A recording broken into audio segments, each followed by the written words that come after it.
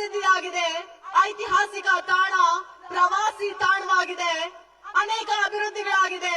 ಅದರಲ್ಲೂ ಕಂದಾಯ ಇಲಾಖೆಯಲ್ಲಿ ಅವಿರತವಾದಂತಹ ಬದಲಾವಣೆಗಳು, ಜಿಲ್ಲೆಯ ಜನರಿಗೆ ಬೇಕಾದಂತಹ ಎಲ್ಲ ಸವಲತ್ತುಗಳನ್ನ ತಂದು ಕೊಡುವಂತಹ ನಿಟ್ಟಿನಲ್ಲಿ ಯಶಸ್ವಿಯಾಗಿ ನಿಮ್ಮ ನಾಯಕತ್ವವನ್ನು ವಹಿಸಿರುವಂತಹ ಜಿಲ್ಲೆಯ ಉಸ್ತುವಾರಿ ಸಚಿವರು ಹಾಗೆಯೇ ಉನ್ನತ ಶಿಕ್ಷಣ ಸಚಿವರು ಆದಂತಹ MC ಸುಧಾಕರ್ ಸರ್ ಒಂದೆರಡು ಮಾತುಗಳನ್ನ ಆಡಬೇಕು ಅಂತ ಕೇಳ್ಕೊಳ್ತೀನಿ. ಜೋರಾದ ಚಪ್ಪಾಳೆ ಮೂಲಕ ಸ್ವಾಗತ ಮಾಡೋಣ ಡಾಕ್ಟರ್ MC ಸುಧಾಕರ್ ಸರ್.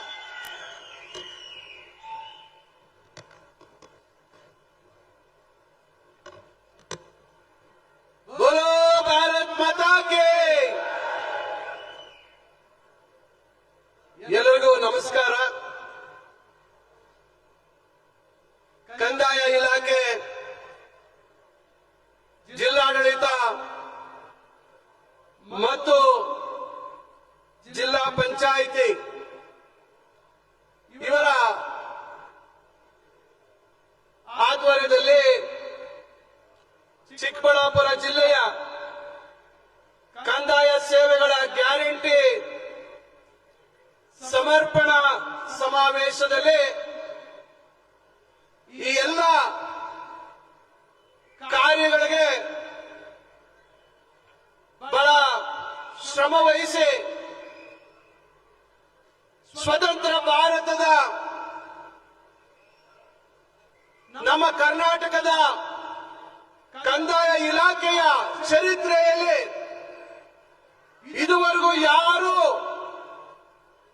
ಯಾವ ಕಂದಾಯ ಸಚಿವರು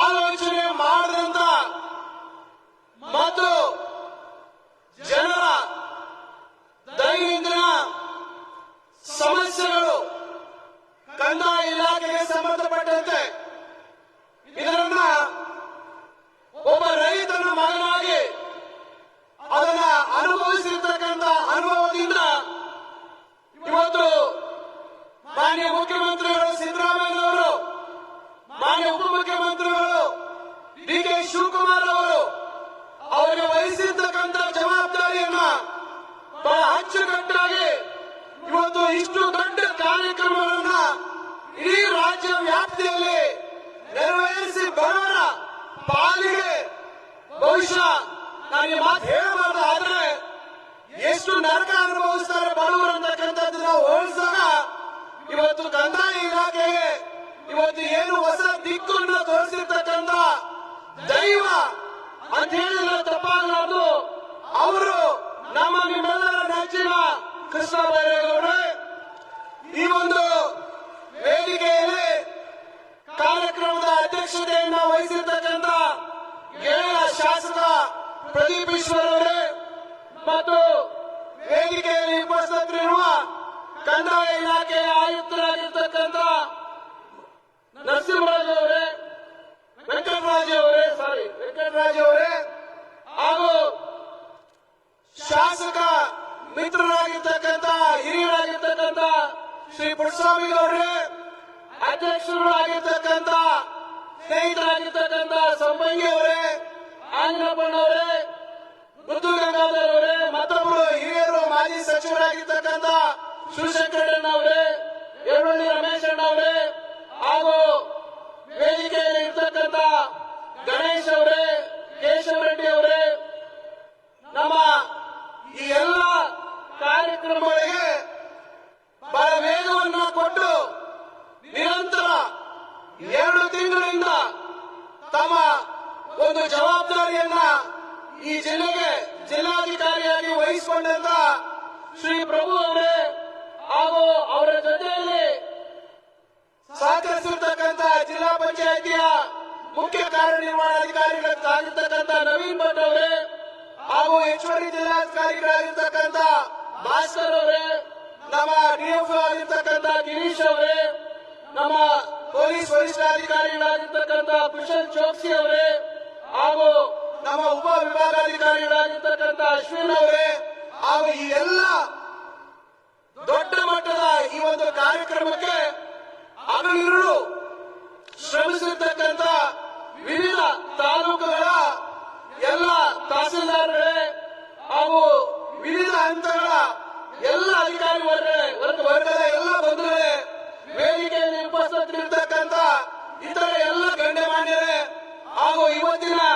ಕಾರ್ಯಕ್ರಮದಲ್ಲಿ ತಾವು ಎಲ್ಲರೂ ಫಲಾನುಭವಿಗಳಾಗಿ ಬಹಳ ಸಂತೋಷದಿಂದ ಸುಮಾರು ವರ್ಷಗಳ ತಮ್ಮ ಕನಸು ಇವತ್ತು ಸಕಾರಗೊಳ್ಳುತ್ತಿದೆ. ಆ ಕನಸು ನನಸಾಗ್ತಾ ಇದೆ.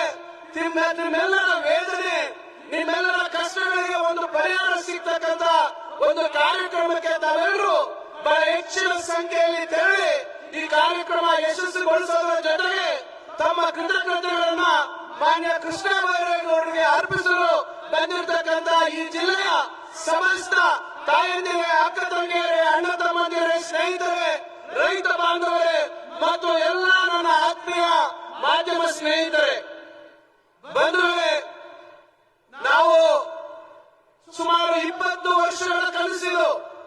ಕೃಷ್ಣ ಬೈರೇಗೌಡರು 2003ರಲ್ಲಿ ಪ್ರಪ್ರಥಮವಾಗಿ ಶಾಸಕರಾದರು. ಅಂದಿನಿಂದ ನಾನು ನಂತರ 2004ರಲ್ಲಿ ಅವರ ಜೊತೆ ಕೂಡಿ ಈ ಸಮಸ್ಯೆಗಳನ್ನ ಬಹಳಷ್ಟು ಬಾರಿ ನಾವು ಚರ್ಚೆ ಮಾಡ್ತಾ ಇದ್ವಿ. ಏನಿವತ್ತು ಕೋಡಿ ಪಿ ನಂಬರ್ ಅಂತಕ್ಕಂಥ ಒಂದು ಭೂತ ಇವತ್ತು ಇಡೀ ರಾಜ್ಯದಲ್ಲಿ ಎಲ್ಲರನ್ನೂ ಕಾಡ್ತಾ ಇತ್ತು. ನಮ್ಮ ವಿಧಾನಸಭಾ ಕ್ಷೇತ್ರದಲ್ಲಿ ಜೋಡಿ ಗ್ರಾಮದ ಒಂದು ಭೂತ, ಅದು ದೊಡ್ಡ ಸಮಸ್ಯೆ ಆಗಿತ್ತು. ಇನ್ನು ಉಳಿದಾಗೆ ಪ್ರತಿಯೊಂದು ಹಂತದಲ್ಲೂ ಕಂದಾಯ ಗ್ರಾಮಗಳ ಒಂದು ವಿಸ್ತರಣೆ, ಎಲ್ಲಿ ಹೋದ್ರೆ ಅಲ್ಲಿ ಹಳ್ಳಿಗಳಲ್ಲಿ ನಮಗೆ ಹಕ್ಕುಪತ್ರ ಇಲ್ಲ, ನಮಗೆ ಬೇರೆ ನಾವು ಸಾಲ ಪಡೆಯುವಂತದಕ್ಕೆ ನಮ್ಮ ಹತ್ರ ದಾಖಲೆ ಇಲ್ಲ, ಊರು ಬೆಳೆದಿದೆ, ಊರಿಂದ ಹೊರಗಡೆ ಇವತ್ತು ಜನವಸತಿಗಳು ನಿರ್ಮಾಣ ಆಗಿದೆ, ನಮ್ಗೆ ಯಾವುದೇ ಹಕ್ಕಿಲ್ಲ, ನಮಗೆ ಒಂದು ಏನು ಅದಕ್ಕೆ ಅನುಕೂಲ ಪಡೆಯತಕ್ಕಂಥದ್ದಕ್ಕೆ ಸಾಧ್ಯ ಆಗ್ತಾ ಇಲ್ಲ ಅಂತಕ್ಕಂಥ ಮಾತುಗಳನ್ನ ಹೇಳ್ತಾ ಇದ್ರು. ಇನ್ನ ಸಾಮಾಜಿಕ ಏನಿವತ್ತು ಭದ್ರತಾ ಯೋಜನೆಗಳು, ಹಿಂದೆ ಒಂದು ಕಾಲದಲ್ಲಿ ಮನೆ ಮನೆಗೆ ಇವತ್ತು ರಾಜಕೀಯ ನಾಯಕರು ಹೋಗಿ ಮಾಡ್ತಾ ಇದ್ರು. ಈಗ ನಮ್ಮ ಗ್ರಾಮವನ್ನು ಮತ್ತು ಬೇರೆ ಬೇರೆ ಇವತ್ತು ಇವೆಲ್ಲ ವ್ಯವಸ್ಥೆಗಳು ಬಂದಿರೋದ್ರಿಂದ ಅಲ್ಲಿ ಹೋಗಿ ಬಹಳಷ್ಟು ಜನ ಅಲ್ಲಿ ಹೋಗಿ ದಾಖಲು ಮಾಡುವಂತದ್ದಕ್ಕೂ ತಿಳುವಳಿಕೆ ಇರತಕ್ಕಂಥದ್ದು ಆಗ್ತಾ ಇದೆ. ಇವತ್ತು ಸರ್ಕಾರದ ಪಂಚ ಗ್ಯಾರಂಟಿಗಳು ಇವತ್ತು ಮುಟ್ಟಬೇಕಾದ್ರೆ ಇವೆಲ್ಲ ಸಾಮಾಜಿಕ ಭದ್ರತಾ ಕಾರ್ಯಕ್ರಮಗಳಲ್ಲಿ ತಾವು ಹಕ್ಕನ್ನು ಪಡೆದಾಗ ಮಾತ್ರ ನಿಮಗೆ ಅಲ್ಲಿ ಅವಕಾಶ ಒದಗತಕ್ಕಂಥದ್ದಿದೆ. ಇವೆಲ್ಲವನ್ನ ಒಟ್ಟುಗೂಡಿಸಿಕೊಂಡು ಇವತ್ತು ಒಟ್ಟಾರೆಯಾಗಿ ನಿಮಗೆ ಪೌತಿ ಖಾತೆ ಅಂತಕ್ಕಂಥದ್ದು ನಿರಂತರವಾಗಿರ್ತಕ್ಕಂಥ ಸಮಸ್ಯೆ. ಇವತ್ತು ನಿಮ್ಮ ಮನೆ ಬಾಗಿಲಿಗೆ ಅಧಿಕಾರಿಗಳು ಬಂದು ಪೌತಿ ಖಾತೆಯನ್ನು ಮಾಡಿಕೊಡ್ತಕ್ಕಂಥದ್ದು, ಈ ಎಲ್ಲ ಕಾರ್ಯಕ್ರಮಗಳು ಏನಿದಾವೆ ಇವೆಲ್ಲ ದೊಡ್ಡ ಮಟ್ಟದಲ್ಲಿ ಇವತ್ತು ಅದಕ್ಕೊಂದು ರೂಪ ಕೊಡ್ತಕ್ಕಂಥ ಕೆಲಸವನ್ನ ಮಾನ್ಯ ಕೃಷ್ಣ ಬೈರೇಗೌಡರು ಈ 2.5 ವರ್ಷಗಳಿಗಿಂತ ಹೆಚ್ಚಿನ ತಮ್ಮ ಅವಧಿಯಲ್ಲಿ ಒಂದೊಂದು ಹಂತವಾಗಿ ಇದಕ್ಕೆ ಪರಿಹಾರವನ್ನ ಕಂಡುಕೊಳ್ತಕ್ಕಂಥ ಕೆಲಸವನ್ನ ಮಾಡಿದ್ದಾರೆ. ತಮಗೆ ಗೊತ್ತಿದೆ, ನಮ್ಮ ಜಿಲ್ಲೆಯಲ್ಲೇ ಬಂದು ಏನು ಜೋಡಿ ಗ್ರಾಮಗಳ ವಿಚಾರದಲ್ಲಿ ಇಲ್ಲಿ ಒಂದು ದೊಡ್ಡ ಕಾರ್ಯಕ್ರಮವನ್ನ ಮಾಡಿ ಅದಕ್ಕೆ ಚಾಲನೆ ಕೊಟ್ಟರು. ಅದೇ ಮುಂದಿನ ವರ್ಷ ಅದೇ ತಾರೀಕು ಕಾಕತಾಳಿ ಅಂತ ಗೊತ್ತಿಲ್ಲ, ಅದೇ ತಾರೀಕಿನಂದು ಬಂದು ಜೋಡಿ ಗ್ರಾಮಗಳ ಹಲವಾರು ಜನಕ್ಕೆ ಹಕ್ಕುಪತ್ರಗಳನ್ನು ಕೊಡುವಂತ ಕೆಲಸವನ್ನ ಮಾಡಿದ್ದಾರೆ. ಇನ್ನ ಕೆಲವು ಜೋಡಿ ಗ್ರಾಮಗಳ ಸಮಸ್ಯೆ ಹಾಗೆ ಇದೆ. ಕೋರಿಲೇಷನ್ ರೆಕಾರ್ಡ್ಸ್ ಸ್ವಲ್ಪ ಸಮಸ್ಯೆ ಆಗ್ತಾ ಇದೆ. ಅದನ್ನು ಕೂಡ ನಾವು ತ್ವರಿತವಾಗಿ ಮಾಡುವಂತ ಕೆಲಸವನ್ನ ಮಾಡ್ತಾ ಇದ್ದೇವೆ. ಈ ಭೌತಿಕ ವಾಸ ಕಾಯ್ದೆ ಪಿ ನಂಬರ್ ಅಂತಕ್ಕಂಥದ್ದು ನಿಮಗೆ ಗೊತ್ತಿದೆ. ಯಾವ ರೀತಿ ಕೆಲವರು ಅಧಿಕಾರಿಗಳು ಅದನ್ನ ದುರುಪಯೋಗ ಮಾಡ್ಕೊಳ್ತಾ ಇದ್ರು ಅಂತಕ್ಕಂಥದ್ದು ನಿಮ್ಗೆಲ್ರಿಗೂ ಗೊತ್ತಿರ್ತಕ್ಕಂಥ ವಿಚಾರ.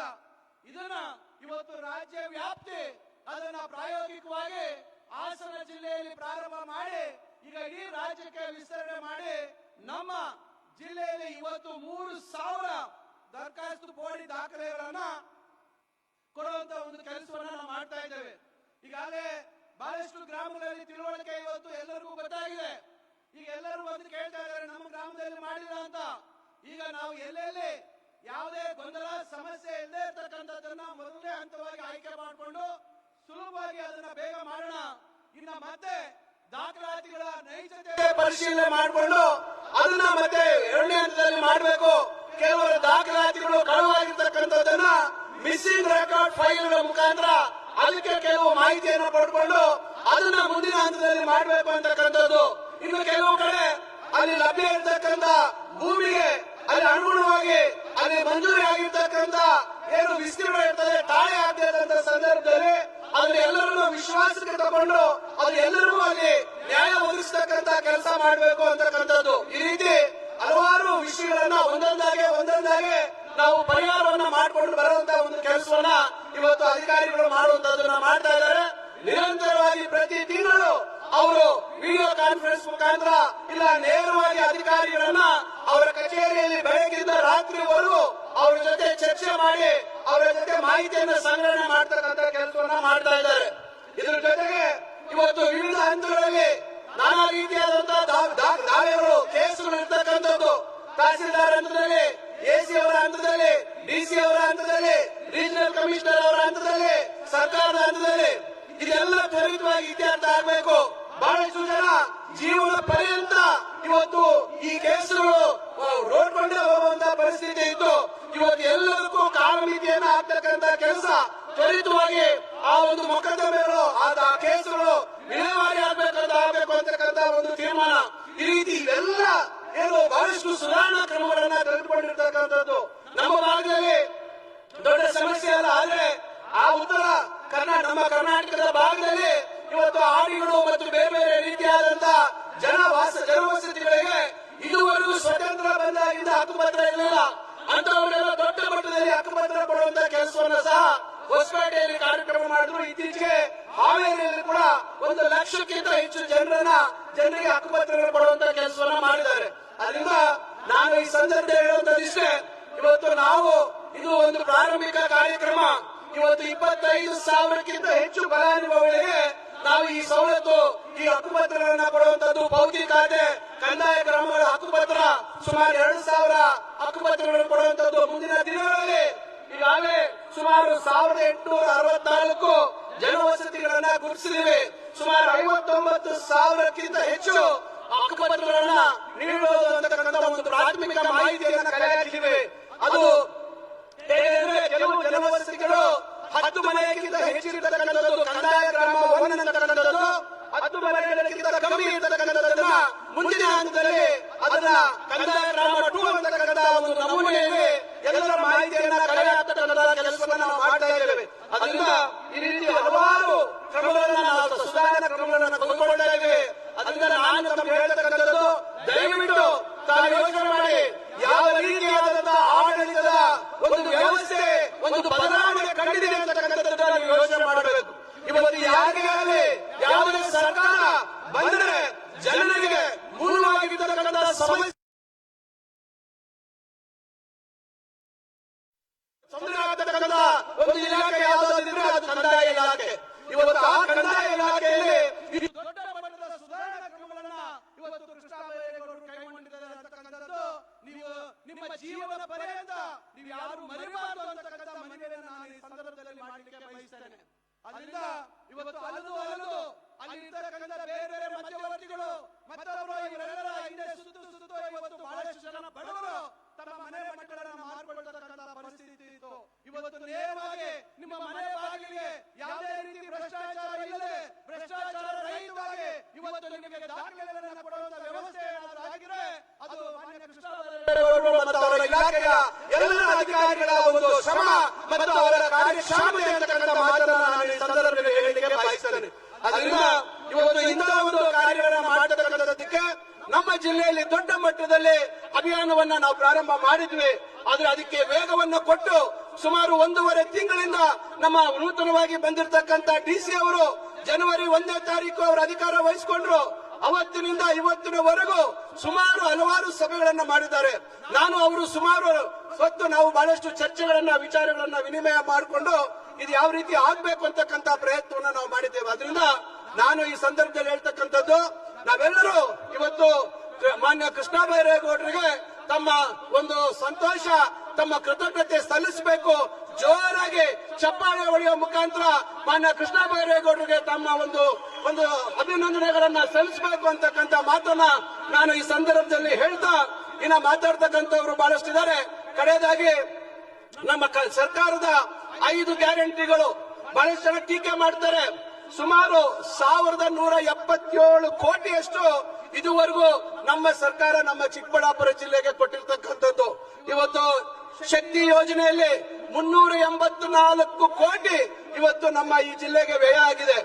ಮತ್ತೆ ಗೃಹಲಕ್ಷ್ಮಿಯಲ್ಲಿ 143 ಕೋಟಿ ಇವತ್ತು ಇಲ್ಲಿ ಈ ಜಿಲ್ಲೆಗೆ ಖರ್ಚಾಗಿರ್ತಕ್ಕಂಥದ್ದು.